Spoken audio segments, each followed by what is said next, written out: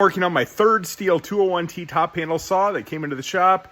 The handle is completely smashed. It fell off a tree about 40 feet. So I got to fix all that, fix the wiring harness, and a couple other things before I can even test run the saw. I had the parts in stock, so I went ahead and replaced the handle assembly as well as the wiring harness. And now I'm having problems with the saw starting. If you take a look right here, there's a huge chunk missing out of the cylinder. There's also a crack that goes deep down into the cylinder, and I'm pretty sure that it's gonna need a new top end. So unfortunately, I had to spend a whole bunch of time and a bunch of parts just getting everything put back together so the saw was functional before I could start running any tests on it. Most of the time when the handle assembly needs to be replaced, fixing that will actually take care of the problem and the saw will work fine. Sometimes I need to replace the carburetor too, depending on how hard it hit. But I've never had one that hit hard enough where it ended up cracking the cylinder wall.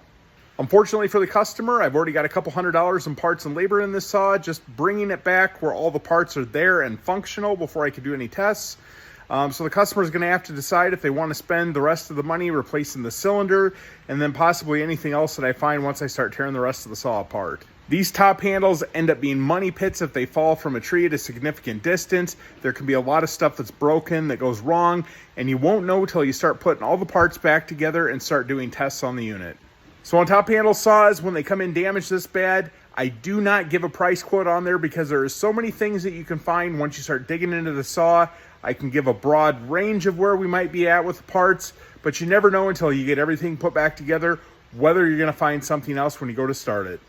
So just be aware if you're doing repairs on these saws that you might get into it more than it's actually worth. And that is my PSA for the day.